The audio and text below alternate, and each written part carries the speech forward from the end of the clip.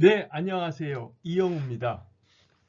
이번 시간에는 우리가 지난 시간에 말씀드렸던 고전 고고학으로서 이집트학, 이집트의 역사와 문명과 관련된 부분을 살펴보는 시간을 가지도록 하겠습니다.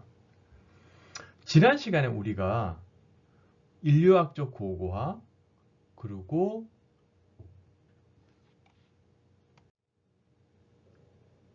그리고 역사학적 입장에서의 고고학에 대해서 살펴보았습니다. 자, 그리고 아울러서 잠시지만은 과학으로서의 고고학을 우리가 살펴보았죠. 지난 시간과 간단히 본다면은 인류학적 입장의 고고학이라고 하는 부분은 지극히 미국적 사고방식이고, 영국적 입장에서는 인류학은 인류학이고 고고학은 엄연히 서로 다른 독립적인 부분을 다루게 되죠. 그래서 영국의 입장에서는 인류학적 고고학이라는 것은 사실 존재하지 않죠. 그렇다면 유럽적 입장에서의 고고학은 사실은 고고학은 고고학이라고 우리가 생각할 수도 있습니다. 그러나 모든 학문이 그렇지만은 특히 신생학문과 같은 고고학과 같은 신생학문은 타 학문의 브랜치로서 발생하지 전혀 없는 학문 체계에서 생겨날 수는 없는 것이죠. 그렇다면은 고고학은 어떤 식으로 발생하는가 라고 했을 때 바로 역사로서의 고고학, 즉 선사와 역사라고 하는 큰 시간대에서 선사 고고학의 일부로서 바로 고고학이 중요한 어떠한 이익을 담당했다라는 말씀을 드린 바 있습니다. 물론 현대적 입장에서는 틀린 얘기죠. 왜냐하면 고고학이라는 것은 과거를 다루는 것이고 과거의 시점은 먼 구석기부터 바로 어제일까지 다루고 있으니 우리가 통상적으로 알고 있는 역사와 선사의 시간 구분에 오직 선사에만 고고학이 천작이 된다라는 말은 틀린 얘기입니다. 그러나 과거에는 그렇게 생각했던 거죠. 그 주된 이유는 선사로서 바로 문자가 없는 시절에 바로 해석의 어떠한 기초적인 매질이 없는 상태에서 학문을 전개함에 있어서 그 특수성을 생각했을 때 글자 대신에 물질로서 과거를 복원한다는 의미에서 선사 그리고 고고학이 가까웠다라는 얘기가 되겠죠. 어쨌든 큰 틀에서는 역사학적 틀에서 이루어지게 됩니다. 그러나 이것으로 우리가 역사학에서 고고학이 가깝다는 얘기는 할 수 있지만 지금 오늘 우리가 배우고 있는 고전 고고학에서 이 정체성은 반드시 역사랑 항상 가깝냐라는 부분에서는 사실 의문점이 있습니다. 바로 그 의문점을 풀기 위해서는 바로 고고학이 서구에서 고고학의 이름이 있기 전에 고고학, 즉 엔티큐리언리즘, 고물 애호주의라고 할 수 있는 바로 그 단계까지 한번 거슬러 보아야 되는 거죠. 학문적 연구 단위로서 고고학이 만들어지기 전에 바로 고물 애호주의, 엔티큐리언리즘은 존재하였었죠. 특히 그 시작은 바로 르네상스와 맞닿아 있습니다. 중세의 어두운 시기에 한 줄기 빛과 같았던 르네상스 시기, 바로 그 르네상스에서 가장 큰 화두는 바로 세상은 변하는 것이고 지금과 과거는 달랐어. 그러면 과거는 어땠는데? 그 영광스러운 과거의 한 조각이 그리스와 로마의 물질에서 볼 수가 있다 라는 것에서 시작하게 되죠. 그래서 그러한 의미에서 르네상스에서의 물질로서의 그리스 로마는 중요하고 그리스 로마의 물질을 연구하는 것, 물론 그 물질이라는 것은 예술로서 볼 수도 있고요. 또는 그 비문에 쓰여 있는 금속문으로 볼 수 있는 거고 아니면 그 다양한 물질 자체의 형식으로도 볼 수 있겠죠. 이 모든 것들이 이른바 서구에서는 합쳐져서 클래식이라 부르고 그것을 공부하는 것을 클래시컬 아케올로지라고 불렀던 것이죠. 그래서 실제 그 뿌리를 살피다 보면은 르네상스와 맞닿아 있는 거죠. 물론 역사하고 별개란 얘기는 아니고요.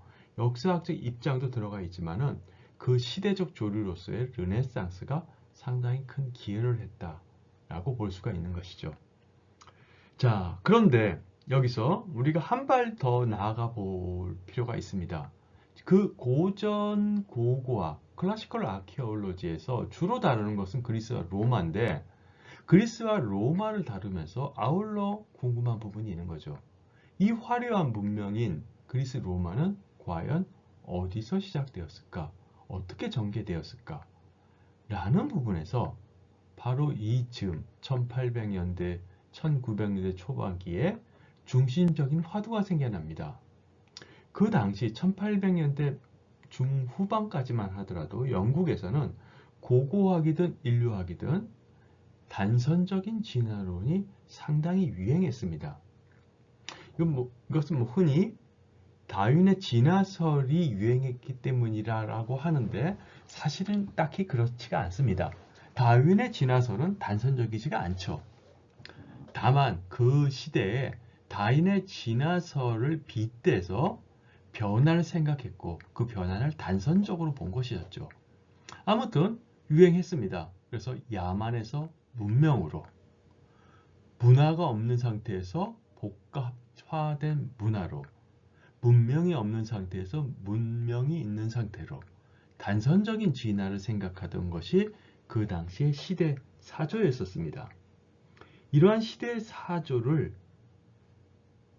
역행을 하면서 어쩌면 단선적인 진화에 대해서 생각을 하자라고 생각했던 부분이 바로 인류학적 고고학을 열었던 프란츠 보아즈와 같은 사람들이죠. 다만 프란츠 보아즈만 그랬던 것은 아니고요. 그 당시에 바로 각 문화가 모든 문화가 동일한 방식으로 동일한 단계로 발전하는 것이 아니라 각 문화다 특수성이 있을 수가 있어 라는 생각을 하죠. 그러면 인류학적 입장의 프란츠 보아즈도 그런 생각을 했지만은 역사적 입장, 구체적으로는 역사 특수주의적 입장으로 각 단계의 시공간에 있는 역사적 대상은 각각 유니크하다, 특별하다 라는 생각을 하게 되는 거죠. 그 특별한 생각이라는 것은 바로 발명은 복수가 아니라 항상 단수다 라는 데서 시작을 하게 됩니다. 즉 농경의 어떤 혁명적인 변화가 모든 지역에서 때가 되면 알아서 되는 것이 아니라 어떤 특정 지역에서 일어났고 그것이 너무나 대중에게 집단에게 베네핏을 주니 유용함을 주니 안 쓸래 안 쓸 수가 없으니 그것이 타 지역으로 시간이 가면서 전파된다 라는 생각을 하게 되죠. 즉 전파론적 입장이 상당히 크게 각광받게 됩니다. 전파를 설명하려면 A 지역과 B 지역, A 단계와 C 단계가 서로 독특하다는 것이 전제가 되어야 되기 때문에 단선 진화론으로는 설명이 되지 않습니다. 바로 이 시기, 바로 이러한 풍조와 함께 고전 고고학에서 이집트학이 각광을 받게 됩니다. 즉 그리스 로마의 이 화려한 문화는 어디서 왔을까? 라는 생각을 하게 되고 그걸 전파론적으로 생각을 해봤더니 바로 이집트가 등장하게 되는 거죠. 그런 의미에서 이집트는 중요한 의미를 가집니다. 우리가 앞서 아주 간단히 이집트에 대한 얘기를 하면서 바로 이 이집트의 중요한 단계로서 고왕국, 중왕국, 신왕국도 얘기했지만은 바로 그 이후에 바로 그리스가 간섭한 시기, 로마가 간섭한 시기가 있다는 것을 얘기했습니다. 쉽게 말해서 이집트가 독립국가, 독립왕국이 아닌 일종의 식민지 상태에 놓여 있던 것을 말했는데요. 바로 그 접점이 바로 문화가 전파되는 바로 그 단계가 되는 거죠. 바로 이러한 부분이 역사적으로 존재하는 것을 알게 된 이상 더더욱 1900년대 초반부터 그리스 로마를 아는 것만큼이나 이집트학이 중요하다고 생각을 하게 되는 거죠. 그래서 저번 시간에 얘기한 대로 유럽의 상당수 학교에서는 당연히 고고학 커리큘럼에 더 클래시컬 아키올로지는 당연히 있고 아울러서 이집톨로지라는 수업 단위가 존재하게 된 이유라고 볼 수 있는 것이죠. 자, 해당 수업을 진행함에 있어서 저는 다소 일종의 낭만적인 고고학 산책과 같은 식의 방식으로 강의를 전개할까 합니다. 지금 보이고 있는 니넴의 발굴기, 낭만적인 고고학 산책을 당연히 지금 할 내용은 아닙니다. 다만 제가 말씀드리고 싶은 것은 바로 고전 고고학적 입장에서 이집트의 문화를 보겠다는 말씀을 드리는 것입니다. 우리가 고고학적 사조는 다양합니다. 우리가 다만 구체적으로 말씀은 안 드렸지만 우리가 지금 현재 단위에서 고고학적 이론을 한번 생각해 보시죠. 전통적인 역사 특수주의적 고고학, 이른바 문화사 고고학을 우리가 하고 있습니다.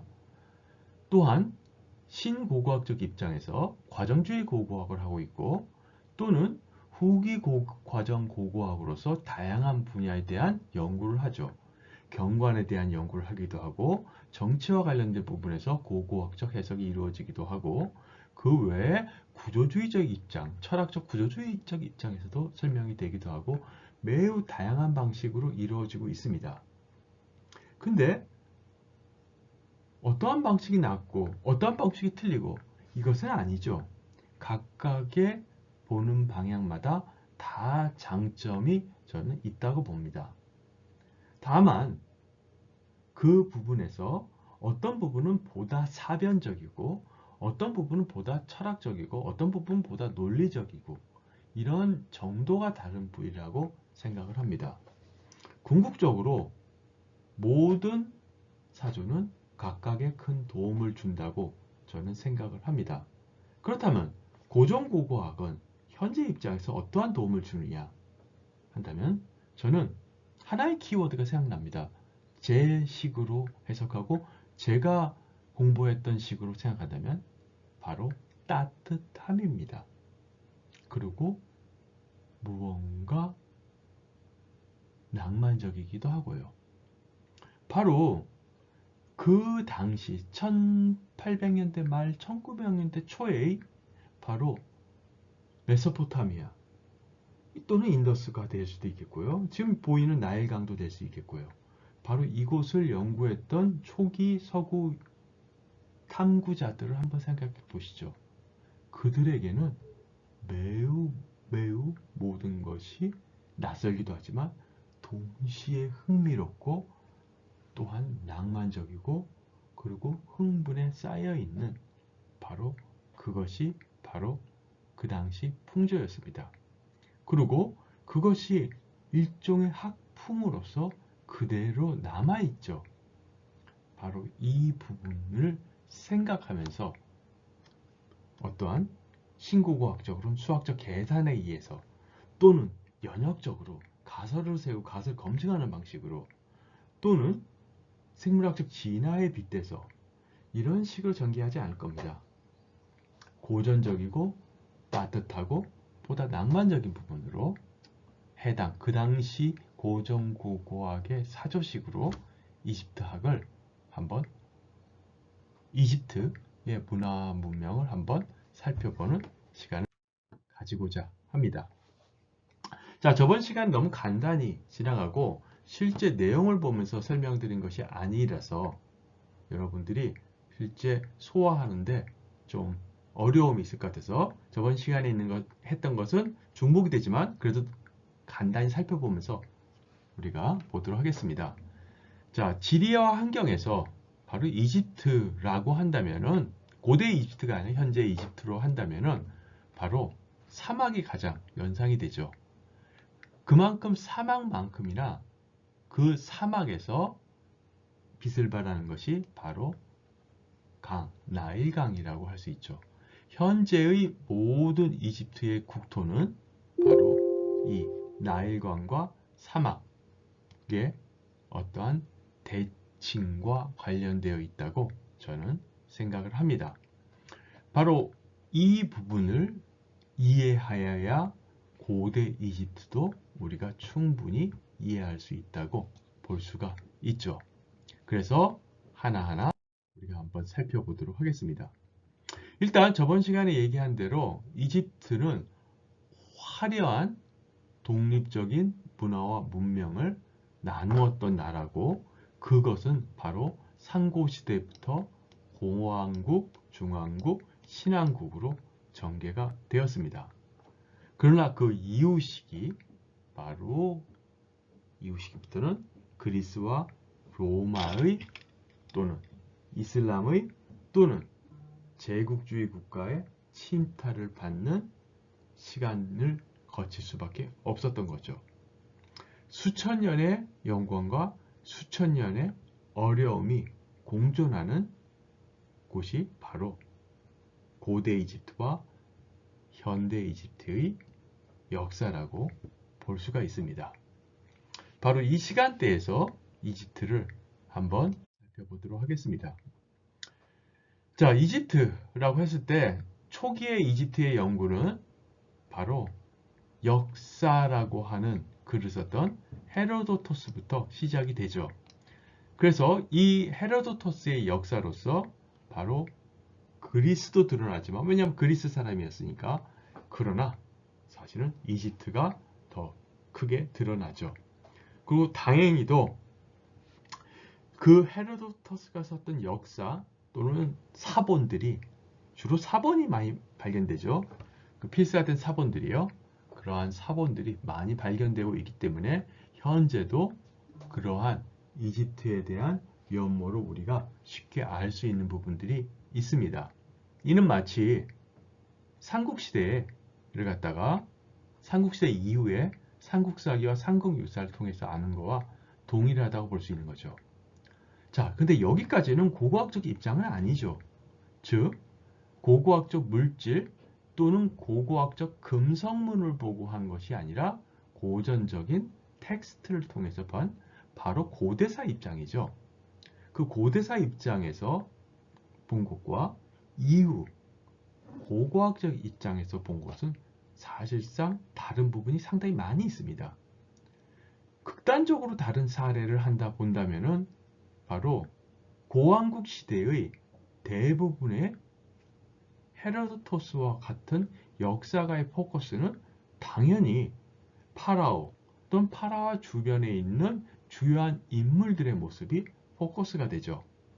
그러나 고고학적 물질은 물론 그러한 부분도 포커스가 되지만 아울러 그 이집트의 피라미드를 만들었던 민중들의 모습들도 또한 포커스가 맞춰지기 마련입니다. 발굴을 통해서 발견된 유물들이 반드시 귀족의 물건만이 있는 게 아니니까요. 그래서 해석의 대상이 또는 해석이 선택됨에 있어서 다르게 전개되기가 일수입니다. 바로 그 자체가 어떻게 보면은 바로 텍스트적인 이집트와 물질적인 이집트의 큰 차이라고도 볼 수 있습니다. 이후 전개에서 바로 고전적인 텍스트적 전개와 고고학적인 전개를 대비해서 살펴보는 부분도 우리가 한번 볼 필요가 있습니다. 또 하나의 한번 사례로 이 문헌과 고고학적 입장을 한번 본다면은 파라오 쿠푸왕의 이름을 한번 우리가 생각해 볼 수 있습니다. 자, 지금 말했던 바로 헤로도토스가 말했을 때 이 피라미드, 이제 우리가 앞으로 볼 건데 기자의 대피라미드의 주인공을 체옵스라고 불렀습니다. 체옵스라고요. 근데 알다시피 이 글이 다 그리스어로 쓰여 있잖아요. 근데 그것이 왜 체옵스라고 했냐면은 이집트의 무슨 발음을 그리스식으로 한마디로 해서 음차해서 한 결과가 체옵스가 되는 겁니다. 그것도 뭐 음성 기록이 남은 게 아니라 글자로 남은 것이니까 그 오류가 더욱더 증폭이 되겠죠. 근데 현재 우리는 샹폴레옹 이후 시대죠. 즉 샹폴레옹 이후에 바로 이집트의 상형 문자까지도 해독이 된 상태란 말이에요.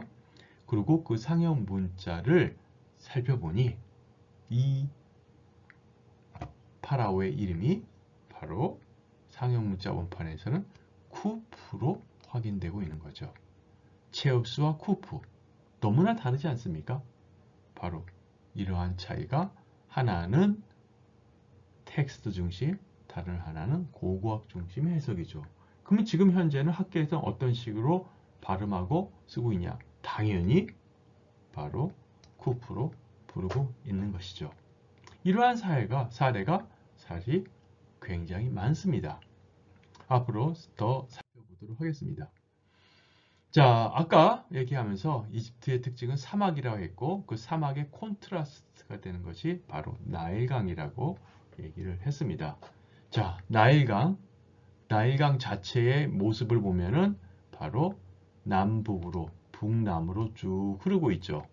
그리고 이집트 왕국은 나일강 전체를 커버를 하는 것이 아니라 나일강 중류와 북부, 그러니까 하류 지방이죠. 여기가 하류, 여기가 중류쯤 되겠죠.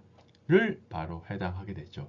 근데 여기는 다 일대가 95%가 사막이니까 이게 사실 다 사막인 거죠. 그러니까 비가 안 내리죠. 근데 비 내리는 곳은 어디냐? 나일강 상류 지방하고 중류 일부분입니다. 그러니까 상류라고 하겠습니다. 바로 이 수단 지역과 관련된 바로 이 상류에만 비가 흐르고 나니까 바로 이집트 사람들은 항상 놀랍니다. 특히 언제 놀라냐? 매년 6월, 5, 6, 7월에는 이 상류에 어마어마한 비가 내리는데 이쪽은 자기네들 비를 본 적이 없는 거죠. 근데 눈 떴더니 바로 홍수가 나 있는 겁니다. 물이 막 커져 있는 거죠. 지금은 우리가 인과관계를 알지만 일기예보를 보고 새틀라이트 위성으로서 저쪽에서 비가 왔구나를 알지만 그 당시는 어떻게 알겠습니까? 바로 이러한 과정이 그 당시에는 신기하게 생각을 했었던 거죠. 근데 신기하고 말면은 좋겠는데 신기함을 넘어 관리해야 될 일들이 많은 거죠. 자, 여기가 큰 강이 흐르고 있습니다. 저 멀리 피라미드가 보이고 있죠. 자, 이 피라미드가 보이고 있는 이 곳에 지금 강물이 범람이 되어 있는데 언젠가는 강물이 줄어들어서 원래 강폭 요 정도로 유지가 될 겁니다. 그러면 이곳은 당연히 범람원이고 사실 이곳은 오히려 곡식이 잘 자라는 충적대지가 펼쳐지게 됩니다. 다시. 그리고 더 자양분이 좋아지는 땅이 될 경우가 많죠. 왜냐하면 상부에서 토사가 흘러서 여기를 싹 덮어주니까.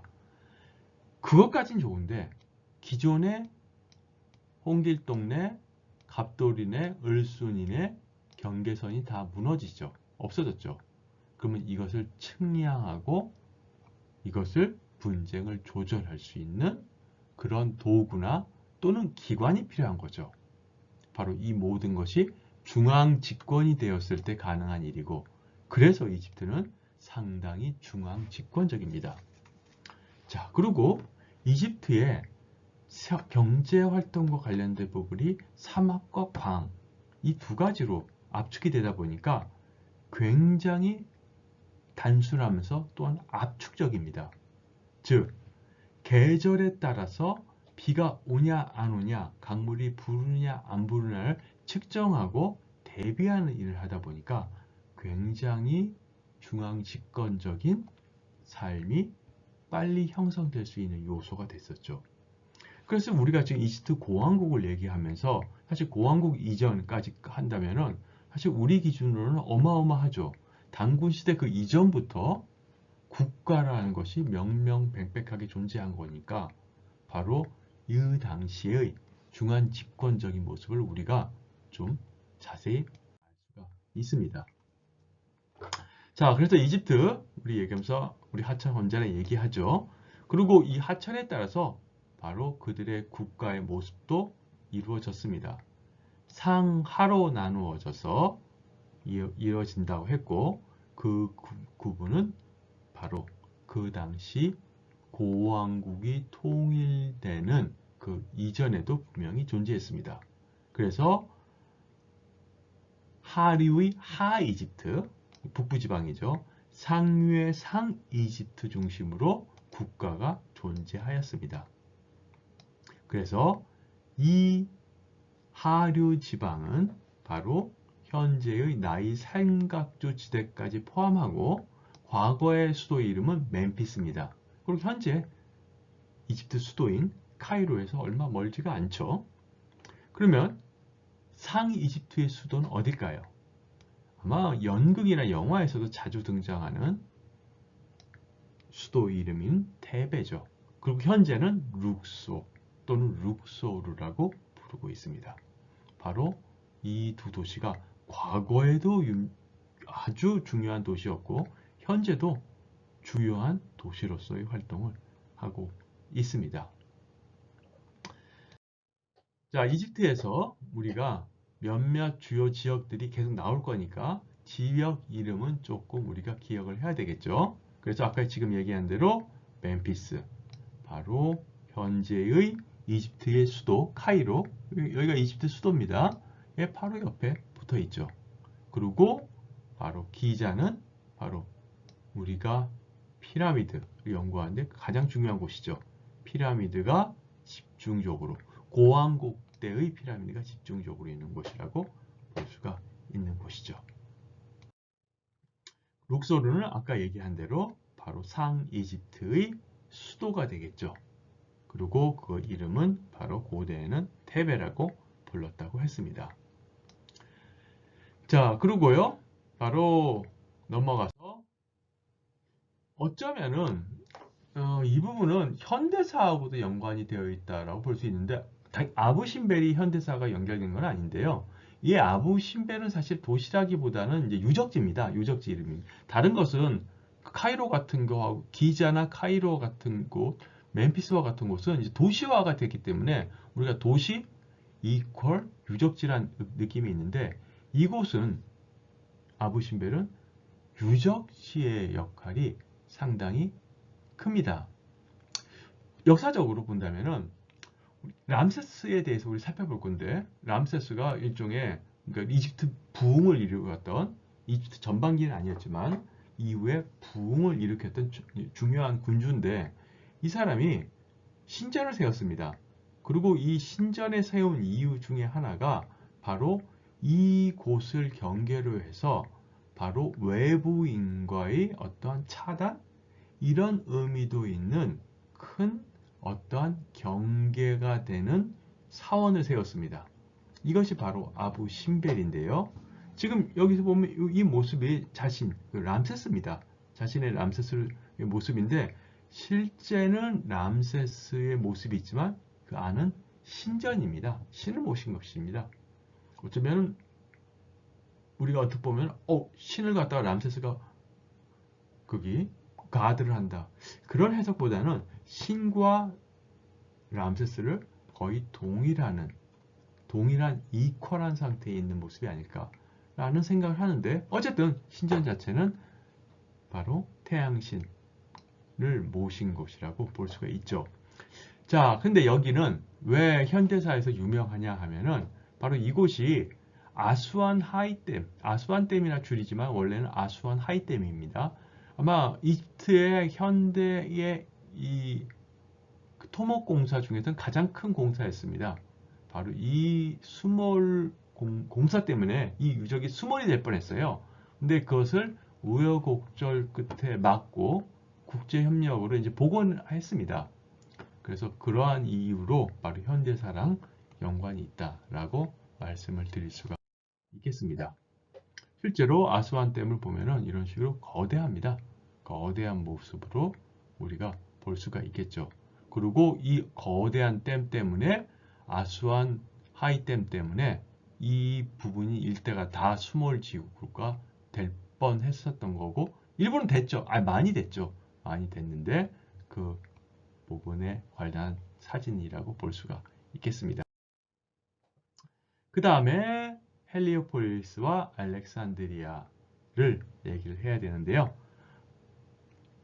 알렉산드리아를 먼저 우리 한번 살펴보죠. 알렉산드리아라고 하는 것은 사실은 이집트 고왕국, 중왕국, 신왕국 때의 의미보다는 바로 그리스와 관련된 부분에서 굉장히 중요합니다. 아무래도 그리스의 식민지가 된 시기부터는 그리스와 이집트의 유통, 교통이 중요하다 보니까 바로 도시도 그거에 따라서 해양 도시, 즉 그리스와의 해상 교통이 용이한 곳이 자연스럽게 발달, 어떤 면에서 이제 비대하게 발달했다고 볼 수가 있는 거죠. 그래서 실제 바로 그리스, 그리고 로마 시대까지도 쭉 중요한 어떠한 중심지가 됩니다.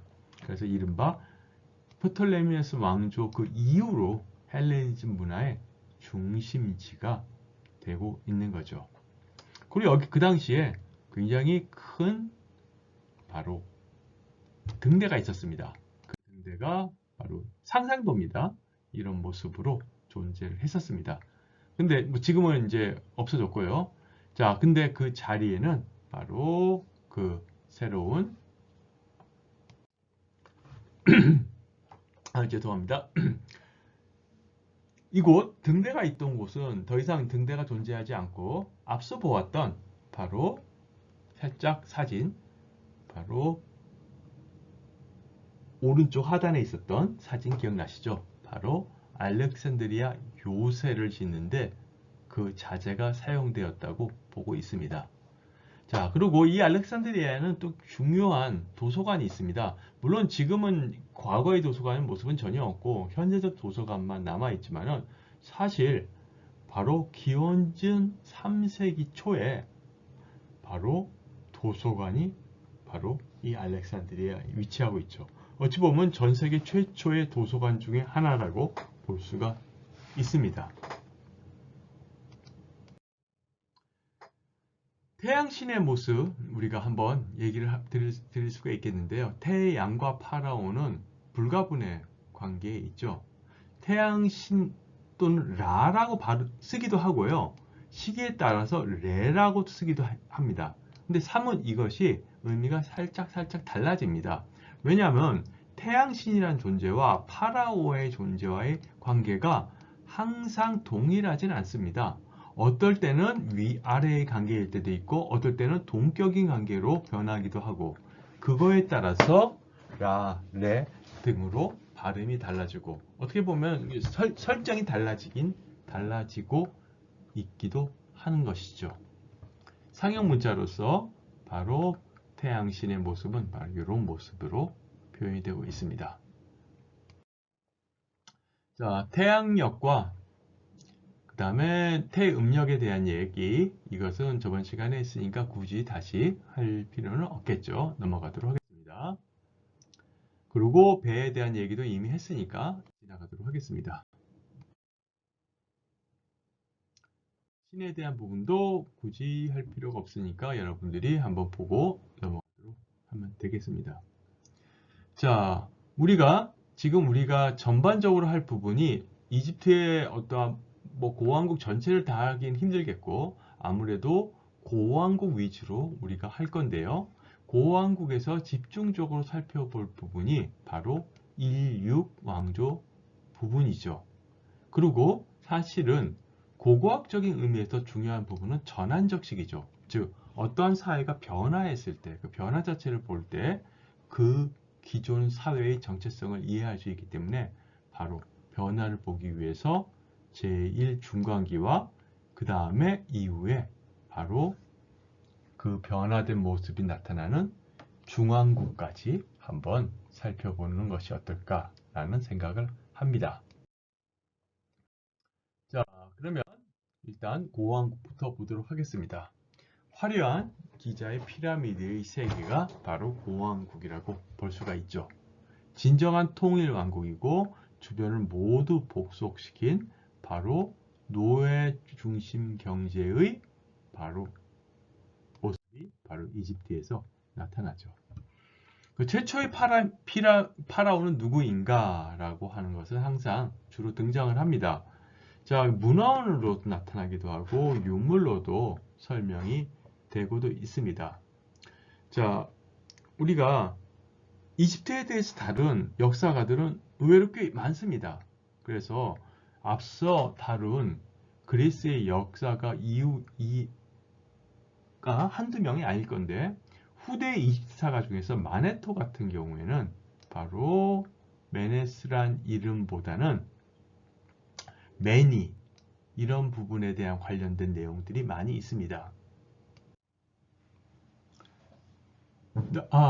설명하다 보니까 유물 중심 해석부터 먼저 해야 되겠네요. 자, 최초의 파라오의 이름은 앞서 텍스트와 물질로서의 차이점을 그대로 보여주는 또 다른 사례라고 볼 수 있습니다. 유물로 본다면은, 즉 상형 문자를 해석해서 그 비문과 의뢰용 석판, 기타 등등에서 최초의 상하 이집트를 통일한 인물은 바로 나르메르라고 불립니다. 그랬는데 바로 이집트의 사가 마네토가 언급한 부분에서는 바로 여기서 같이 메네스라고 부르고 있습니다. 그러면 메네스, 나르메르 두 명인가? 아니면은 동일 인물일까? 라고 했을 때 지극히 동일 인물인 것으로 현재는 보고 있습니다. 바로 이 통일 왕국과 관련된 부분에서 텍스트에서와는 달리 바로 이 물질에서 우리가 흥미로운 부분을 볼 수 있는데요. 바로 이 나르메르가 쓰고 있는 왕관 또는 모자를 한번 유심히 볼 필요가 있습니다. 지금 이 모자가 어떤 모자이냐라는 부분인데요. 지금 이 메네스 나르메르 메네스가 쓴 모자를 보면 아까는 지금 요 모자죠. 요 모자죠. 근데 이 팔레트를 뒤집어 보면은 바로 요 모습을 볼 수가 있습니다. 오히려 이것을 칠하니까 잘 안 보이니까 잊어버릴게요. 자, 분명히 동일 인물인데 즉 모자, 즉 왕관이 다른 걸 볼 수 있죠. 자, 이것은 뭐냐 하면은 하나는 상 이집트를 상징하는 왕관이고 하나는 하 이집트를 상징하는 왕관이죠.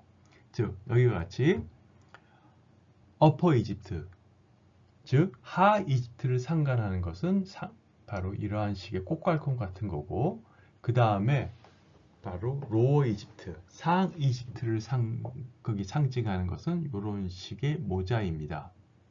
자, 그런데 이 모자를 번갈아서 다 쓴 팔레트가 발견된 거죠. 참고로 이 메네스, 나르메르 메네스의 팔레트는 이 팔레트가 무슨 말이냐면요.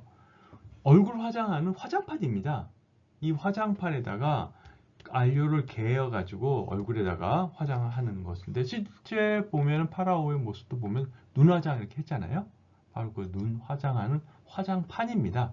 화장판인데 화장판에 보이는 모습을 통해서 이 자가 통일을 이루어서 상하 이집트의 두 개의 왕관을 번갈아 쓴 모습을 보여준다라고 볼 수 있죠. 그럼 이후에도 계속 이럴까요? 통일왕국의 모습, 그 왕의 모습이 파라오의 모습이 아닙니다.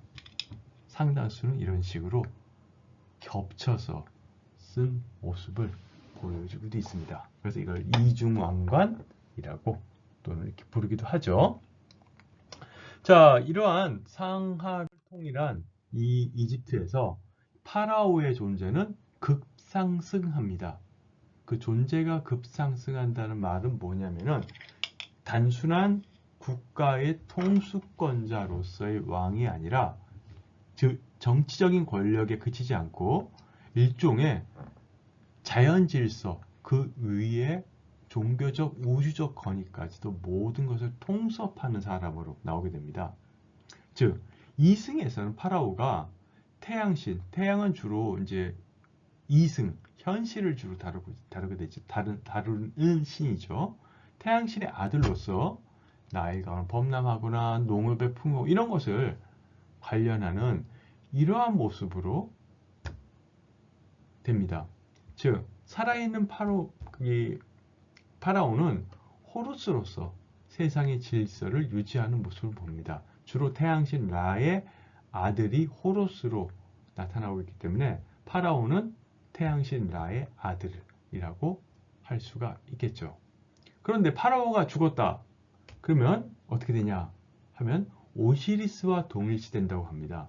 오시리스는 저번 수업 시간에 얘기했지만 저승사자와 같은 인물이거든요. 그러니까 죽은 자를 판단하는 자인데, 모든 사람이 죽으면 오시리스 앞에 가서 이제 한마디로 염라대왕 앞에 간 거니까 판단을 받아야 되는데, 파라오는 판단을 받는 존재가 아니라는 거죠.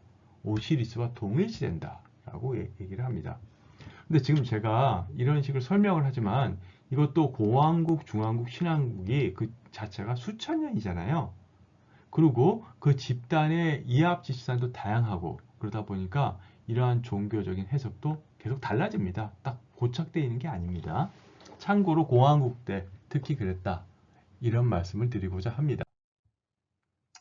자, 식생활의 부분도 잠시 얘기를 제가 드린 바가 있습니다. 그래서 굳이 얘기를 더 하기는 뭘 하는데요. 파피루스는 이미 드렸고 또 추가적으로 얘기할 거고, 그 다음에 음료의 부분과 음식의 부분에도 간단히 얘기한 적이 있으니까 그냥 넘어가도록 하겠습니다.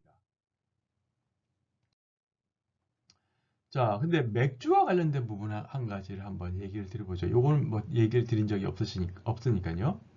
자, 여러분들 지금 빨대를 사용하시잖아요. 주로 이제 빨대는 차가운 음료수, 뭐 아이스 커피를 드신다거나 콜라 드실 때 빨대를 사용하는데요. 혹시 맥주를 빨대로 드십니까? 결코 아니죠. 근데 이집트에서는 상당 부분은 벽화라든지 관련된 증거에서 빨대로 맥주를 먹었다는 정황적인 증거가 상당히 많이 있습니다. 그 왜 그럴 걸까라고 했을 때 그리고 또 빨대도 지금 여기서 사례로 살짝 보여주고 있는 것은, 이건 뭐 이집트 건 아닙니다. 20세기 잠비아에 갈대로 만든 맥주를 빨아 마시는 이제 그게 빨대입니다. 그런데 이집트에서도 빨대로 맥주를 많이 마셨습니다. 그 이유는 뭐냐면 두 가지인데요.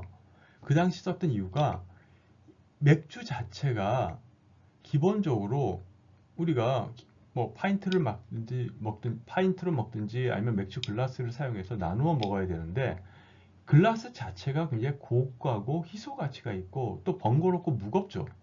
그러니까 이 잔이 없는 상태에서 잔에 구실을 할 수 있는 대용이 빨대인 거죠. 그래서 상당히 빨대를 많이 이용한 부분이 보입니다. 또 하나 중요한 용도가 현재 맥주와 같이 잘 걸러서 침전물이 없는 상태의 맥주가 아닙니다. 마치 막걸리처럼 이제 탁한 상태의 맥주거든요. 그러니까 이 침전물이 바닥에 있는 침전물을 안 먹고 맥주를 마시려면 빨대를 이용했을 때 일종의 필터 구실을 하게 되죠. 그래서 이것을 사용했다라고 보고 있기도 합니다. 아무튼 흥미로운 부분이라고 할 수 있죠. 이 모든 것들은 사실은 문헌적으로의 연구에서는 나타나지 않죠.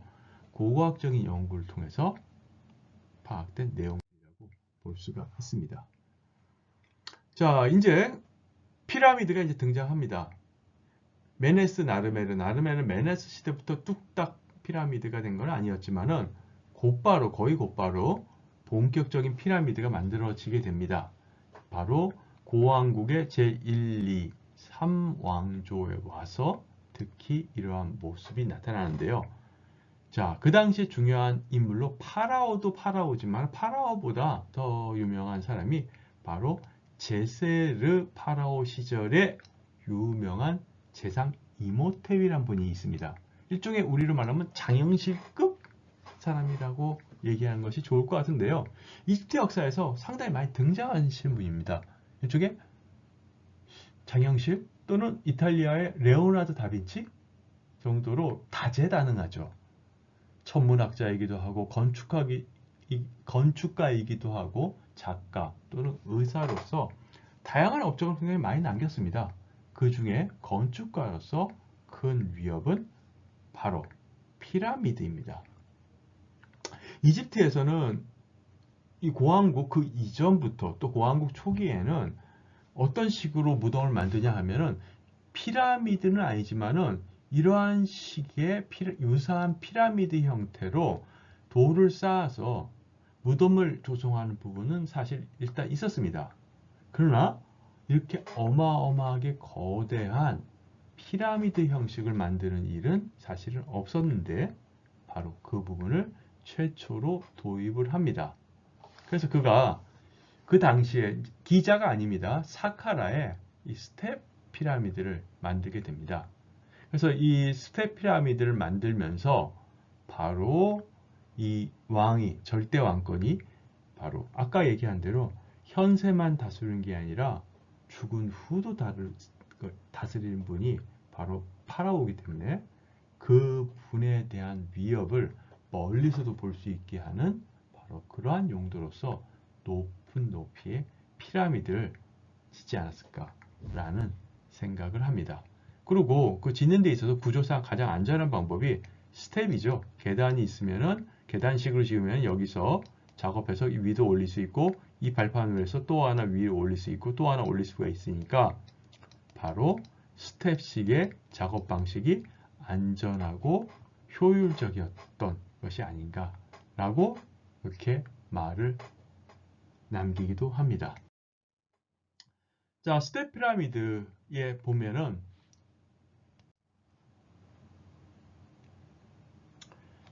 이모텍과 관련된 부분에서 중요한 부분 중에 하나가 피라미드도 있지만 피라미드뿐만 아니라 왕이 아닌 더 이상 왕이 아닌 이승과 저승을 관장하는 파라오의 왕권 강화와 관련해서 장내 복합단지를 만들게 됩니다.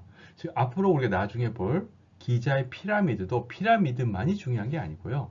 연도라든지 스핑크스라든지 그 외 장내 복합단지의 의미가 강하거든요. 남아있는 게 적으니까 피라미드만 보이지 사실은 장내 복합단지의 의미를 가집니다.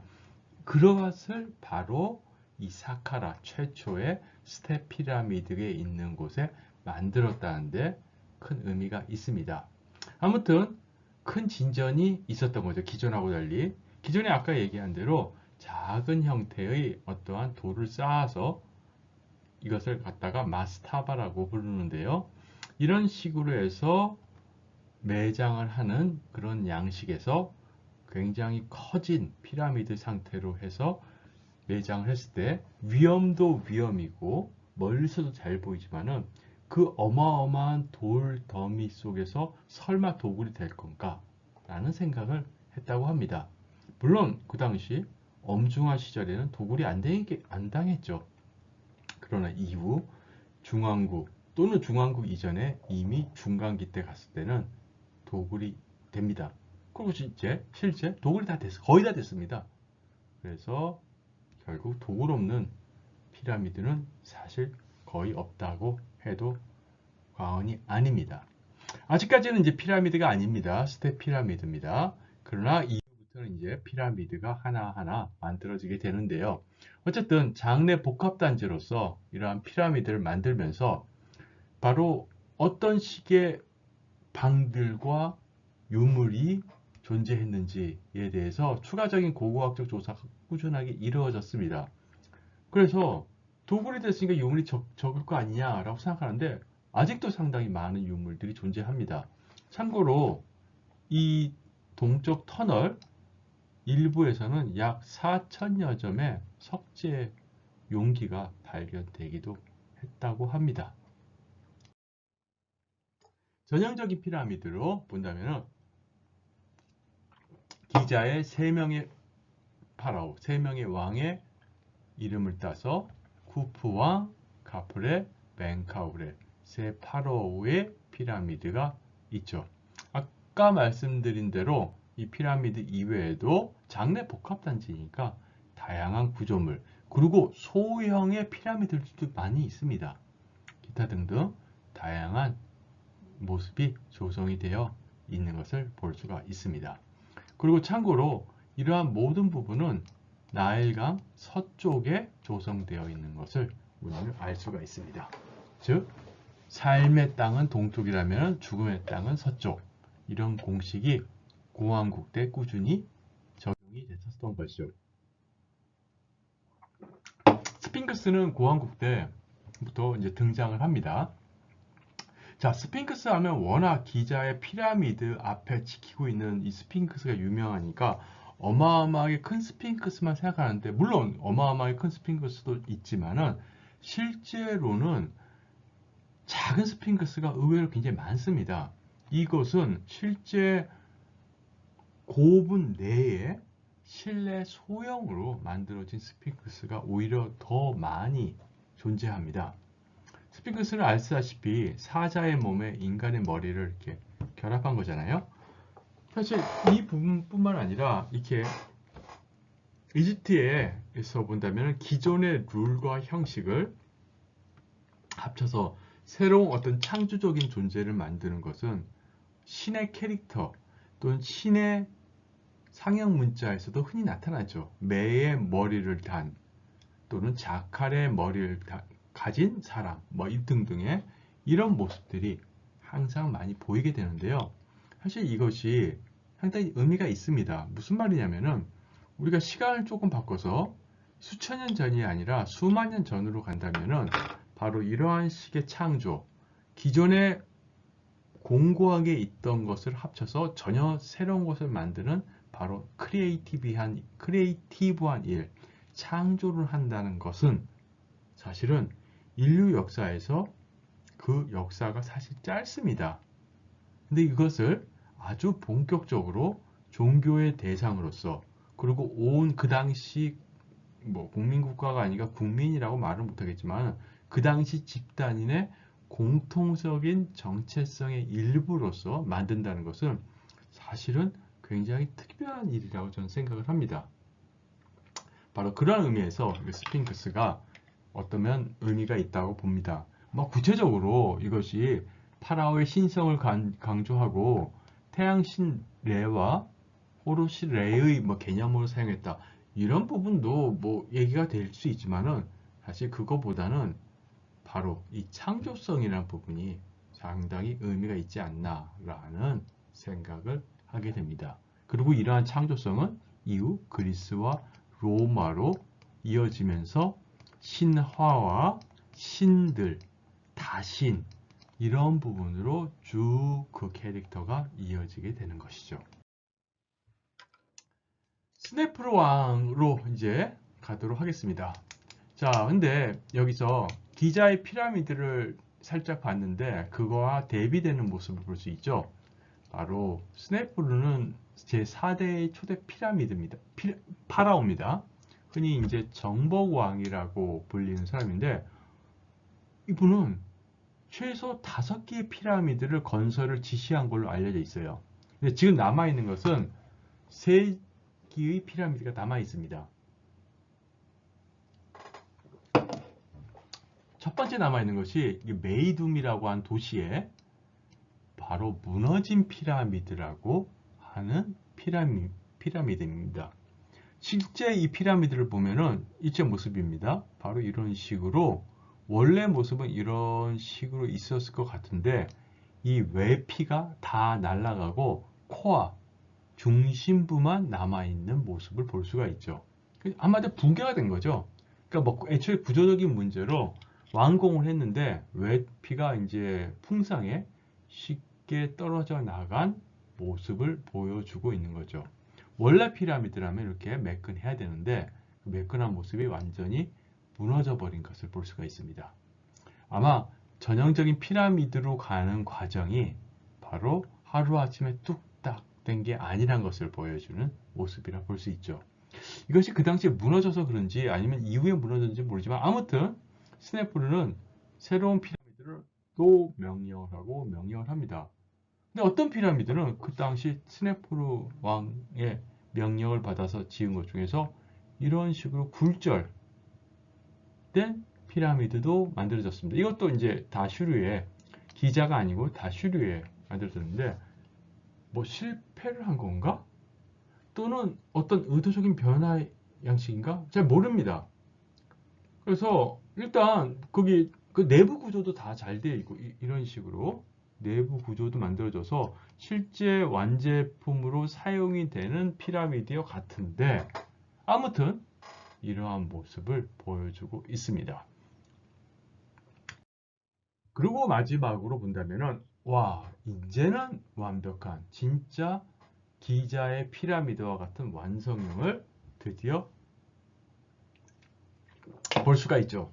자, 이것은 이제 붉은 피라미드라고 하는데 사실은 그냥 완성형 피라미드, 전형적인 피라미드라고 이름 붙여도 됩니다.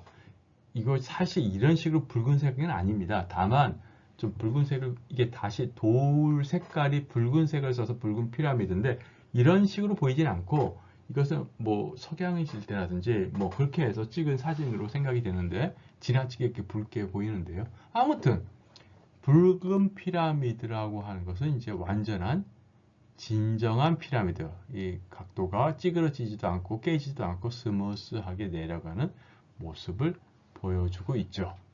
그리고 이 안에는 기본 구조가 이제 이후에 어떻게 보면 피라미드의 기본 구조라고 할 수 있는 진입로도 있고 그리고 전실, 챔버가 있고 그 전실이 지나면 매장실이 공고하게 있는 이런 모습으로 이제 바뀌어서 전개가 됩니다. 자, 피라미드에서 왕과 왕비의 무덤인가 라는 부분에서 그렇겠죠. 그러나 실제 증거는 기가 막힐 정도로 적습니다. 그러니까 뭐 토기가 나오거나 아니면 아까 같이 부장품들이 나오긴 하지만은 결정적으로 이것은 체옵스다, 쿠프다, 뭐 멘카오레다 딱 이렇게 알려줄 수 있는 증거는 거의 도굴이 돼가지고 사실은 의외로 정확하게 알기 어렵다라는 이야기를 합니다.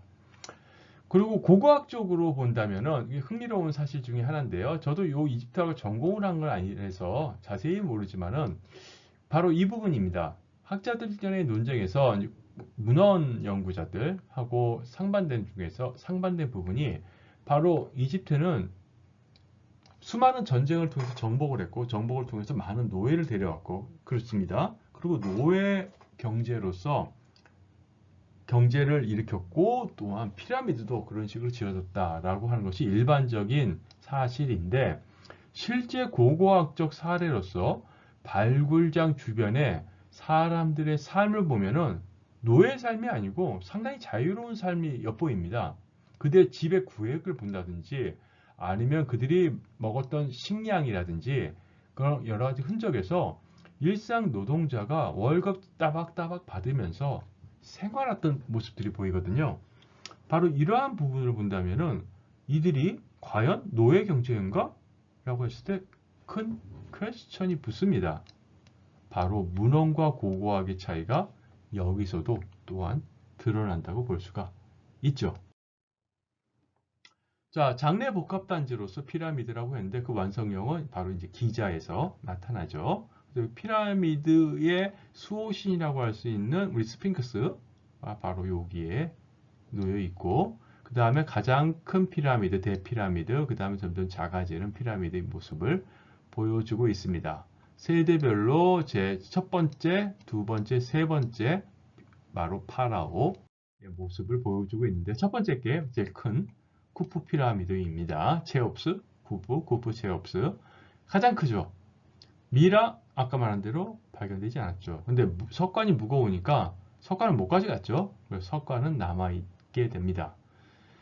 자, 그리고 이 쿠프 왕은 그 당시 이제 세력도 굉장히 강했는가 봐요. 그래서 피라미드뿐만 아니라 아비도스 아닌 다른 도시에서도 이 쿠프 왕의 기념 조각, 부장품들은 꾸준하게 나오는, 즉 역사적으로 가장 중요한 인물 중에 하나가 아닐까라는 생각을 합니다.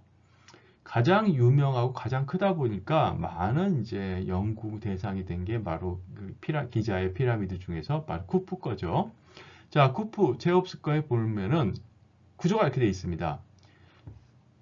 여왕의 거기 무덤, 거기 방과 왕의 무덤이 따로 이렇게 좀 만들어져 있습니다. 그래서 왕의 무덤 방과 여왕의 무덤이 따로 있고 특이한 것이 요겁니다. 이걸 뭐라고 하냐면 중량 경감용 방이라고 합니다. 무슨 아코디언 누른 것처럼 이렇게 되어 있는데요. 이 위에 상층부 무게를 분산시키기 위한 구조라고 알려져 있습니다. 실제 아마 그런 것으로 확인이 되고 있고요. 실제 우리가 알려진 피라미드 중에서 경사진 거, 무너진 거, 스텝 피라미드 이렇게 있는 것처럼 실제 그거 말고도 많은 것이 무너졌겠죠. 그런 많은 시행착오를 통해서 가장 합리적인 내부 이제 방식을 찾은 것이 이런 게 아닐까라는 생각이 들고 있습니다. 그리고 공기 통로라고 해서 이렇게 좁은 공간이 있습니다. 실제 공기를 통했는지 뭔지는 모르지만은 뭐 이른바 공기 환기용이라고 해석을 하고 있습니다. 그러나 죽은 자를 위해서 공기 환기가 왜 필요할까? 왜 이해가 안 가죠? 아니면 뭐 공사장 인부들을 위해서인가? 글쎄요. 그럴까요? 근데 그거보단 이후에 설명할 바, 카 이러한 생명관에 관련된 내용을 본다면은 이것이 조금 여러분들 이해가 되실 겁니다. 요건 곧 설명드리도록 하겠습니다. 그 다음에 두 번째 큰 그 피라미드인 카프레 피라미드, 바로 스핑크스가 있는 부분이죠. 이 피라미드는 피라미드 크기도 중요하지만 물론 이제 쿠프거보다 조금 작지만 더 중요한 것은 스핑크스도 중요하지만 뭐가 중요하냐? 바로 이겁니다.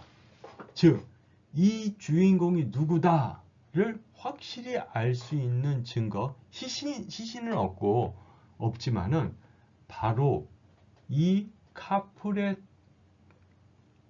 파라오의 얼굴이 정확하게 묘사가 되어 있습니다. 바로 이 모습입니다. 이 모습입니다. 그래서 이것을 통해 이 조각상을 통해서 파라오의 정체성을 보다 구체적으로 알게 해준 모습이다라고 볼 수가 있죠. 그리고 이 부분에서 이제 이곳이 이제 진정한 장래 복합 단지의 하나로서 조성되었다. 즉 선대 왕이 이런 식으로 디자인을 했고 후대 왕에 의해서 이런 식으로 아무래도 그 세대 간에 걸쳐서 꾸준하게 일종의 계획된 디자인에 의해서 매장이 이루어졌다는 증거를 보여주는 좋은 사례라고도 또한 볼 수가 있습니다. 멘카우라는 가장 작죠. 그리고 내부 구조도 굉장히 간단합니다. 물론 작으니까 뭐 간단할 수밖에 없겠죠. 그리고 여기서도 내부에서 왕의 미라라든지 이런 흔적이 발견되지 않습니다. 도굴도 많이 되어 있고요. 그래서 상대적으로 내용이 제일 부실하다고 볼 수가 있죠. 그리고 상부와 일부 부분은 공사의 미완성인지 이게 후대 도굴로 인해서 훼손인지 모를 정도의 그런 모습들이 나타나죠. 바로 요거 작은 게 바로 멘카우라의 피라미드가 됩니다. 아까 얘기했을 때 그 공기 통로 얘기하면서 지금 설명드릴 것이 바로 바카 아크트의 개념입니다. 이집트에서 이 피라미드 안에 모신 것은 시신이라기보다는 미라를 모시는 거죠. 그럼 왜 미라를 모시는 거고, 그리고 왜 이런 공기 통로가 필요했냐를 보면은 바로 이집트의 생사건과 관련된 이 내용들을 한번 보면 쉽게 이해가 됩니다. 이집트에서 죽은 자와 관련된 용어 중에서 바라는 것은 자유롭게 날아다니는 영혼이란 표현입니다. 표현으로 압축이 될 수 있습니다. 즉 내가 죽으면은 영혼이 둥둥 떠서 새의 모습으로, 새로 표현합니다. 실제로 새로 표현해서 날아간다 라고 생각합니다. 사람이 죽으면 영혼이 자유롭게 날아가는 것 같이 그런 식으로 날아간다 라고 생각합니다. 근데 카라는 개념이 있습니다. 이것은 일종의 뭐 생명 에너지 같은 건데요. 이 생명 에너지를 유지하기 위해서는 내 죽은 몸이 멀쩡히 존재해야 된다라고 생각합니다. 즉 이것이 카가 내 생명, 신체적 생명을 유지하는 어떠한 존재인데 이것을 위해서는 육체가 반드시 보존되어야 된다는 거죠. 그러니까 바로 이 카를 위해서 미라를 만드는 겁니다. 바를 위해서가 아니라 카를 위해서 만드는 거죠. 근데 일단 카는 있고 바는 날아갔어요. 근데 죽은 뒤에 어떤 사람이든 날아간 다음에 신의 심판을 받고 오시리스의 심판을 받고 다시 돌아올 때 바로 다시 돌아오면 바로 아크트란 존재로 화하게 되는 거죠. 그럼 아크트가 되기 위해서는 카라는 부분이 멀쩡히, 즉 미라 보존이 잘 된 상태에 있을 때 바가 카로 다시 합체하면서 아크트로 되고, 이것이 바로 새로운 영생으로 가는 길에 중요한 디딤돌이 된다 라는 생각을 하게 되는 겁니다. 그래서 바는 아까 얘기했듯이 날아다니는 영혼, 그래서 상형 문자로 새 모습을 하죠. 카는 아까 생명력이라고 했죠. 근데 그 생명력이 바로 이 신체의 훼손이 막아져야지만 그 생명력이 유지가 되는 거죠. 그리고 이것이 이후에 다시 재결합했을 땐 아크트라고 볼 수가 있는 거죠. 그래서 죽음이 있고 심판 이후에 바가 다시 돌아와서 부활을 하고 그 다음에는 영생을 누리는 것이다 라는 거죠. 단계별로 본다면 죽었어요. 카를 가만히 있고 바가 날아갑니다. 훌훌 날아갔다가 무덤 속에서 날아간 상태에서 죽은 사람도 카는 유지가 돼야 되니까 계속 있어야 되는 거죠. 그리고 먹고 마셔야지 존재가 유지가 되는 겁니다. 3단계 심판을 받습니다. 심판을 받아가지고 어떤 심판을 받은 다음에 바와 카가 재결합하려면 하게 되죠. 그때 다시 올 때 바로 아마도 아까 말했던 에어샤프트, 공기 통로를 통해서 들어온다라는 생각을 했던 것 같아요. 그래서 아크트로 변모되고 이후에 영생의 모습으로 떠올라서, 특히 파라오 같은 경우에는 태양신 레와 함께 매일 아침 떠오르고 밤에는 오시리스와 함께 저승을 여행한다 라는 전개가 이루어지게 되는 것이죠.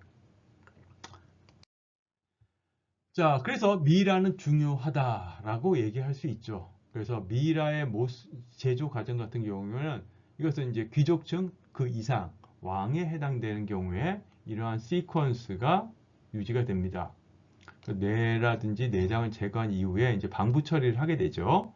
그런데 유독 심장은 보존합니다. 심장은 바로 신 앞에서 행하시는 여러 가지 심판에서 필요한 부분이라고 생각을 합니다. 그래서 그대로 두거나, 근데 그대로 두면 썩어버릴 거 아니에요. 그래서 일종의 심장 모양의 부적을 대신 넣기도 합니다. 그리고 소금으로 시신을 갖다가 한마디로 방부 처리를 하죠. 그 다음에 파피루스나 아마포와 같은 린넨으로 감게 되죠. 저번 시간에 얘기한 대로 돈이 많은 사람이야 깨끗한 아마포나 파피루스로 묶지만은 돈이 좀 없는 중산층 같은 경우에는 이미 사용된 파피루스 용지를 둘둘 감아서 쓰기도 하고, 아주 가난한 사람은 이 절차도 생략을 해버리게 되는 거죠. 자, 그때 아까 그 내장이 있잖아요. 내장은 바로 캐노픽 좌라고 한 데에 따로따로 병병이 나누어서 담습니다. 그래서 보통 시신이 있는 곳에서 이 캐노픽 좌가 2개 또는 3개씩 이렇게 발견되는 사례가 있습니다. 그리고 데드 마스크를 씌우죠. 여러분들이 제일 잘 아는 데드 마스크는 바로 대부분 도굴대가 없죠. 왜냐하면 황금으로 만들고 이러니까 다 도굴됐는데, 바로 도굴 안 된 케이스로 투탕카문의 데드 마스크가 가장 유명하죠. 그리고 이제 석관에 넣어서 안치가 되죠. 자, 이랬을 때 저번 시간에 얘기한 대로 바로 배를 탄다는 개념이 이집트에서는 생사관에서 중요하다고 했죠. 그래서 배에 싣거나 또는 배를 안치하기도 하는 것을 볼 수가 있죠. 이 모든 과정이 기본 2달 반 정도 소요되는 것으로 보고 있습니다. 자, 이집트의 이제 권력이 서서히 약해질랑 말랑 약해질랑 말랑 합니다. 왜 약해졌냐? 여러 가지 이유가 있는데, 일단 큰 기후 악화, 기후 위기가 있었던 걸로 추정이 듭니다. 왜냐하면 문헌에서 나옵니다. 하늘의 어떠한 부분에서 이제 비라든지 아니면 가뭄 이런 것을 암시하는 얘기가 굉장히 나오고 있어요. 그러면서 여러 가지로 내부적인 부분이 이제 문제가 생깁니다. 특이한 것은 특이하다기보다도 특징적인 것은 외부로서의 공격의 흔적은 없습니다. 내분의 흔적이 보입니다. 내분의 흔적이. 근데 내분 직전에는 이상하리 마치 비정상적으로 안정적이었어요. 왜 비정상적으로 안정적이냐 했냐면 제 유광조의 페피 2세를 보면 그렇습니다. 이 왕명표에 따라서 지금 계산을 한 건데 이집트는 정확하게 문서 국가이니까 문서가 잘 남아 있어요. 근데 그 통치 기간이 무려 90년 이상입니다. 이거 정상적으로 이게 해석이 안 되잖아요. 살아있는 게 90년이 넘는 게 아니라 통치 기간이 90년이 넘어요. 그러니까 이게 뭐 잘못됐는지 뭐 좀 그렇습니다. 어쨌든 그래서 이런 부분에 대해서도 논쟁의 여지가 있는데 아무튼 우리의 뭐 장수왕처럼 어마어마하게 장수에서 통치한 거는 맞는 것 같습니다. 다만 어쨌든 이제부터 조금씩 뭐가 달라집니다. 이게 피라미드예요. 자, 기자의 멀쩡한 피라미드하고 모습이 확연히 틀리죠. 즉 파라오의 어떠한 정치적 신권 능력이 많이 추락하는 게 보여요. 그 문헌상으로 봐도 바로 기자의 피라미드 때와 같이 왕은 신이고 신은 곧 왕이다 뭐 이런 식의 개념보다는 조금 다운그레이드 된 것 같은 모습이 보이게 됩니다. 그리고 그 엄청난 장래 복합단지인 기자를 버리고 바로 이런 식으로 압수로와 같이 다른 지역에 물론 그렇다고 해서 엄청나게 먼 거리는 아니고 여전히 북쪽의 이집트, 즉 하류의 하이집트에 있습니다. 그러나 이러한 모습으로 나타나고 있죠. 참고로 기자하고 압수르의 거리가 어느 정도냐 해보니까 제가 구글 지도를 찍어봤더니 그 유명한 기자의 피라미드가 있고 지금 슬슬 고왕국이 망해가는 시기에 조성되어 있던 피라미드는 여기 걸어서 3시간 거리 여기에 조성이 되어 있습니다. 요 압수르에. 아무튼 왜 옮겼냐가 논란이 되는 거죠. 그 이후에 피라미드는 또 규모가 형편없이 작아집니다. 그리고 바로 페피 때만 하더라도 뭔가 비정상적으로나마 그래도 왕권 유지되는 걸 보이는데 우나스 시기부터는 이제는 확실히 뭔가 달라집니다. 그 고왕국 제5왕조의 마지막 피라미드인데 파라오인데 이 피라미드에 보면은 이 피라미드는 여러 가지로 의미가 있는데 가장 중요한 의미는 바로 이겁니다. 최초로 피라미드 안에 텍스트가 풍부하게 잘 새겨져 있어요. 잘 새겨져 있어가지고 부장품만 넣고 이런 게 아니라 텍스트, 비문 같은 것이 자세히 남겨 있죠. 근데 여기서 왕의 무덤이고 왕의 무덤에 영광스러운 부분만 해도 채워도 모자랄 지경에 이런 식의 이상한 텍스트가 있습니다. 태양의 광명이 퇴색되고 광풍이 회오리 치며 와우 이거 뭐죠? 정상적인 거기 왕의 비문에 새겨질 용어는 전혀 아니죠. 뭔가 극단적인 고통스러운 일이 그 당시 이집트에 있지 않았나 라는 생각을 합니다. 아닌 게 아니라 이때부터 아까 비정상적으로 막 90년씩 그거 없습니다. 이제는 뭐 10년에 한 명 정도가 아니라 10년에 서너 명씩의 파라오가 교체가 돼요. 말 그대로 어마어마한 정치적인 대혼란이 있었다는 거죠. 그러니까 파라오의 수명이 진짜 줄어드는 이런 모습이 이제 등장합니다. 그러니까 상상을 초월할 정도로 파라오의 위상이 낮아지는 것을 볼 수가 있죠. 이때가 바로 이제 제1중간기, 대혼란기라고 볼 수가 있는 거죠. 그러면서 그때의 모습을 보면은 크게 두 가지로 봅니다. 아까 얘기한 대로 외부적인 침입은 없습니다. 거의 없습니다. 정치적으로 뭐 일단 환경적인 요인으로 기후 변화로 있어서 장기적인 흉년이 와서 그랬겠죠. 그게 되니까 지방 호족들이 이제 한마디로 들고 일어나고 그러면서 여러 문제가 생기게 되죠. 특히 고왕국 때 종교적인 힘이 굉장히 강해지잖아요. 그러니까 사원이란 부분이 특권을 가지고 어마어마하게 또 커진 부분도 있죠. 귀족은 귀족대로 커지고 지방호족은 지방호족대로 커지고 이러다 보니까 중앙정부의 재정 악화도 있었고 게다가 환경도 안 좋고 즉 기후변화로 인해서 흉작이 되고 그러다 보니까 이런 일이 발생하죠. 바로 20여 국왕이 잇따라 옹립폐위되는 약 20년간 이런 일들이 그러니까 재임 기간이 평균 1년이에요. 1년.